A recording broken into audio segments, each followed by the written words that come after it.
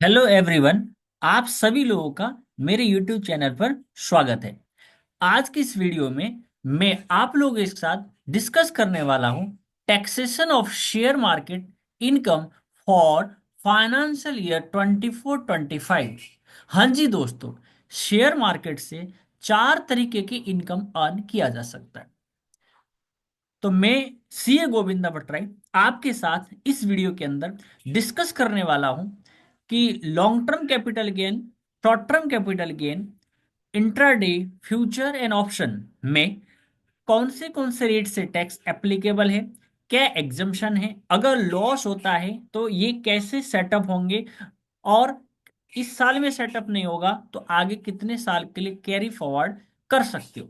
इस वीडियो के अंदर ये सारी बातें डिस्कस करने वाला हूँ। आप सभी लोगों के लिए ये वीडियो बहुत इंपॉर्टेंट रहने वाला है, खासकर उन सारे एसएससी जिन्होंने इन्वेस्ट किया हुआ है शेयर मार्केट में। इनकम और फाइनेंशियल ईयर 24-25 का अब एंड होने जा रहा है, तो उनके लिए एक टैक्स प्लानिंग करना जरूरी है। तो आप लोगों के लिए इस टाइम पर ये वीडियो बहुत ज़्यादा वैल्यूएबल होने वाला है। अगर आपको वीडियो के कंटेंट अच्छे लगते हैं, इंफॉर्मेशन अगर आपको अच्छा लगता है, आप अपने दोस्तों के साथ शेयर कर सकते हो और चैनल को सब्सक्राइब कर सकते हो फर्दर अपडेट के लिए। आइए, without wasting of much time, video के साथ आगे बढ़ते हैं। तो देखिए, सबसे पहले बात करें तो शेयर मार्केट में हम अर्न कर सकते long term income, long term capital gain. Long term capital gain कब बोलेंगे? जब आपने स्टॉक को होल्ड किया है, स्टॉक को होल्ड किया है मोर देन 12 मंथ, देन आपने इसको सेल किया। सेल करने पे देखिए दो बात हो सकती है, या तो कैपिटल गेन होगा या कैपिटल लॉस होगा। कैपिटल स्टॉक, ये आपका कैपिटल स्टॉक है। क्यों? क्योंकि आपने एक साल से ज्यादा होल्ड करा और इन्वेस्टमेंट पर्पज के लिए, ये आपका रेगुलर एक्टिविटी नहीं है, तो ये आपका क्या बन गया? स्टॉक। स्टॉक को अगर आपने होल्ड किया है for a more than period of 12 month, तो देन उसको बेचने पर अगर कैपिटल गेन आता है या लॉस आता है, ये दो बातें होगी। तो अगर कैपिटल गेन आया तो टैक्स एप्लीकेबल होगा, टैक्स रेट 12.5%। दोस्तों, mark my this point, 12.5%, because इस बार गवर्नमेंट ने 10% से इसको क्या कर दिया है, 12.5% कर दिया गया है। पर टैक्स रेट में वहां पर 1 लाख का एग्जाम्पशन होता था, उस एग्जाम्पशन को इंक्रीज करके 1.25 लाख किया गया है। तो देखिए, अगर आपकी income long term capital gain से 1 लाख होता है तो कोई टैक्स लगेगा नहीं। अगर आपका 1,20,000 का इनकम आता है कैपिटल गेन, टैक्स लगेगा क्या? नहीं। अगर 1,35,000 आता है तो टैक्स लगेगा क्या? यस। अब कितने पे टैक्स लगेगा? ये टैक्स लगेगा 10,000 पर, 12.5%। ठीक है दोस्तों, ये आपके एग्जाम्पल के साथ मैंने यहाँ पर डिस्कस करा दिया। सेकंड सेकंड बात करते लॉस। अगर लॉस आता है तो फिर क्या होगा? ये सेटअप होगा, किससे सेटअप होगा? लॉन्ग टर्म कैपिटल गेन से ही। क्या ये शॉर्ट टर्म से सेटअप हो सकता है? Answer is no. अगर सेटअप नहीं होता है, फिर भी लॉस बच जाता है, तो आपको आगे 8 ईयर तक इसको कैरी फॉरवर्ड कर सकते हो। ये भी अमेंडमेंट है दोस्तों। पहले यहां पर 4 ईयर हुआ करता था, अब यहां पर कितना है? 8 ईयर।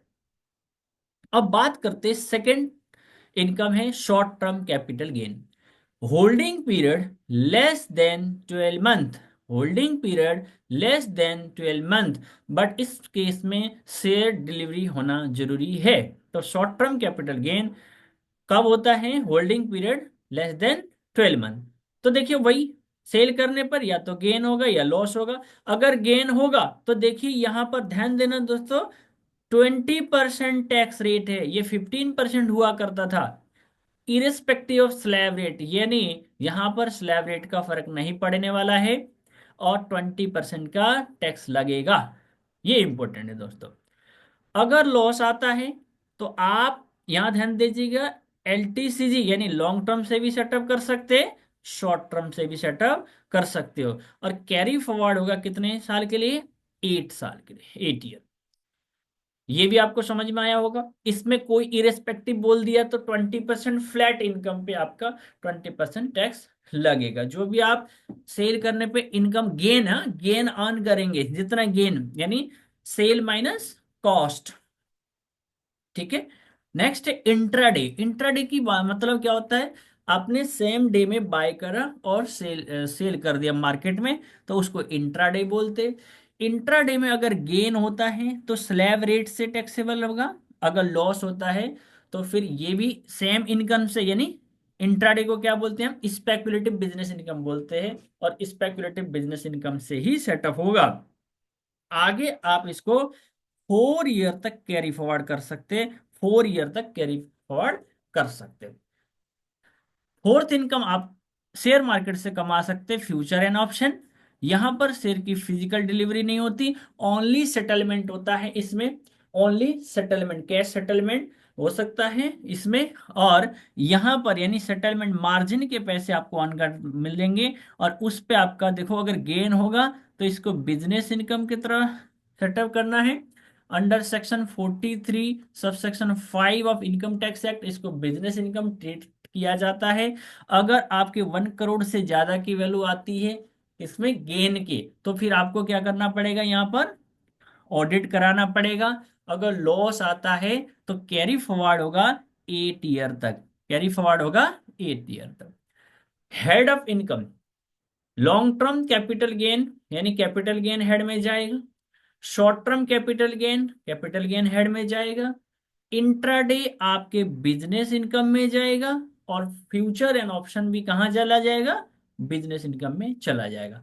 अब देखिए दोस्तों, इन दोनों के यानी लॉन्ग टर्म कैपिटल गेन और शॉर्ट टर्म कैपिटल गेन, इनके ऊपर किए गए कोई भी एक्सपेंसेस अलाउ नहीं होता है। तो इसका मतलब इसमें सेल माइनस परचेज, ठीक है, जो भी आएगा, गेन आएगा या लॉस आएगा।